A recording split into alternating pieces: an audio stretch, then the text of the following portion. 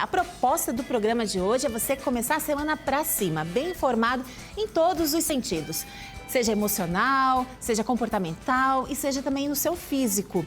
Por isso, a gente vai falar de um tema que está cada vez mais presente entre médicos, nutricionistas, que é a conexão entre o cérebro e o intestino. Sim, eles estão diretamente interligados e são eles que mandam na nossa vida, hein? Por isso, nós convidamos uma nutricionista, professora e pós-doutora em obesidade e microbiota intestinal, Marilyn Ferreira. Boa tarde, seja bem-vinda. Boa tarde, agradeço o convite, um prazer estar aqui com vocês. Doutora, eu tenho usado muito uma analogia, que é, quando a gente vai num posto de combustível, a gente costuma escolher para garantir a qualidade daquilo que a gente vai colocar no nosso carro.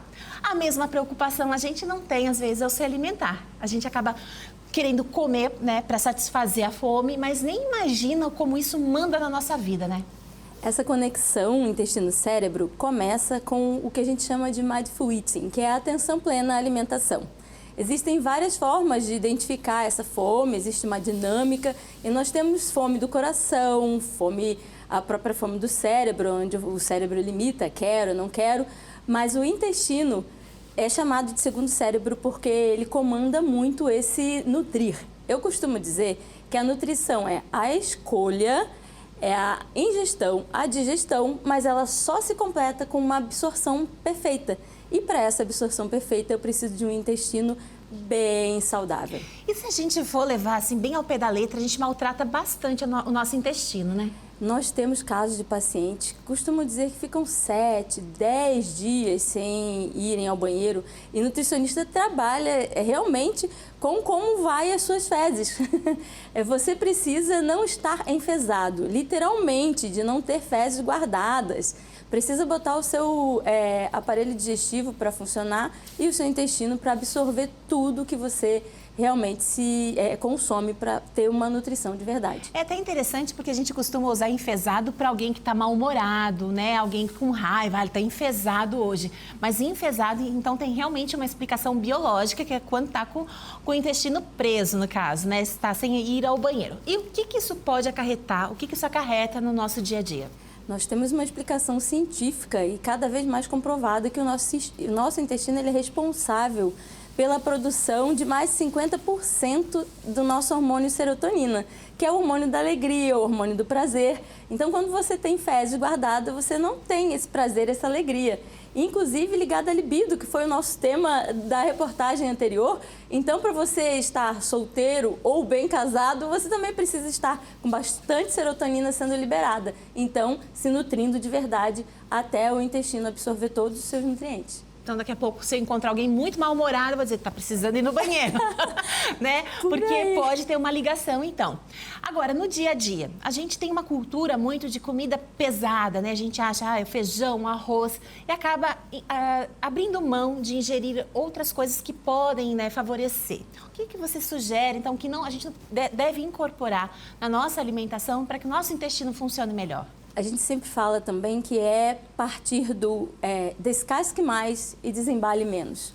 E quando você não tiver condições de fazer algo que seja realmente um alimento de verdade, um alimento integral, usar do conhecimento da parceria com um profissional habilitado, no caso um nutricionista, que sabe, por exemplo, te dar dicas como trouxe aqui para você uma granola salgada, rica em nutrientes como selênio, zinco, que vão auxiliar a esse enriquecimento de nutrientes para que o intestino funcione melhor. Então, muito obrigada. A granola, aquela mesmo que a gente está acostumada a comprar para colocar sobre a fruta?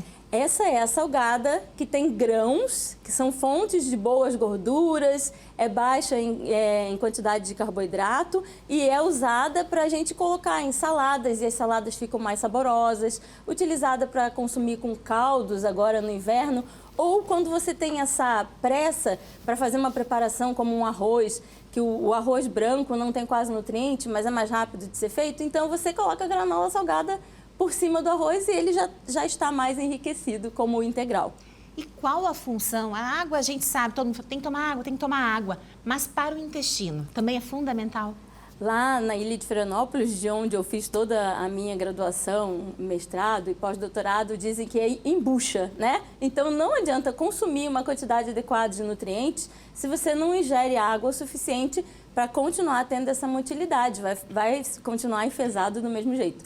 Então tem uma meta, né, diária para cada um, que seja estar com a sua garrafinha, o seu copinho de água para se hidratar bastante. E o que é a microbiota intestinal? A microbiota intestinal é um mundo de micro-organismos que tem espécies com uma quantidade maior do que existem de galáxias. A gente ainda não tem descoberto tanto esse universo, e o que a gente tem descoberto cada vez mais é que esse universo comanda todo o nosso funcionamento corporal, como, por exemplo, a saciedade. Então, uma boa microbiota intestinal, uma microbiota saudável, ajuda no controle da obesidade, ajuda a não ter tanta fome, então controla a saciedade, e dentre outras doenças, como o controle da glicemia, controle de hipertensão. E aí a gente vai chegando nessa produção hormonal, que é a conexão intestino-cérebro. Todo o controle dos órgãos, em geral, está comandado por essa microbiota intestinal. Aquele leitinho fermentado que normalmente se dava para as crianças quando elas são pequenas, isso pode favorecer também a Esse formação? leite fermentado, por exemplo, é um tipo de lactobacillus. E só de lactobacillus nós temos dezenas, centenas. E uma união de lactobacillus, bifidobactérias, é todo um conjunto de tipos de microbiota, como se fosse um ecossistema. Eu costumo brincar que o nosso intestino é como se fosse uma floresta amazônica. Então, tem vários tipos, espécies e precisam ser alimentados. E é importante ressaltar que existem alimentos chamados xenobióticos, que os que auxiliam, como esse exemplo da granola que eu dei, mas os xenobióticos são os que matam esses micro-organismos, como o excesso de açúcar refinado, o excesso de glúten pode matar esses micro-organismos ou fazer com que eles não sobrevivam tão bem. Existe toda essa possibilidade de dar nutrientes e também de dar alimentos que prejudicam eles. Perfeito. Então, às vezes, a lista do que comer, do que ingerir é enorme, mas é mais fácil, de repente, pensar o contrário. O que evitar para que você tenha, então, né, um funcionamento melhor. E assim, gente, por mais que pareça, assim, chover no molhado, excesso de açúcar, né, tipos de farinhas brancas, refinados, industrializados, os ultraprocessados. Então, cozinhe, vá para a cozinha, prepare seu alimento no final de semana ou em momentos que você sabe que vai ter para preparar e se programar para a semana inteira, mas como alimento de verdade, alimentos ricos em nutrientes, o mais vindos da natureza possível. Perfeito. Marilyn Ferreira, nutricionista, pós-doutora em microbiota intestinal também. Muito obrigada pela sua presença, seja sempre bem-vinda ao Ver Mais. Eu que agradeço. E muito obrigada também pela minha granola. Vou colocar nos meus alimentos também. Obrigada.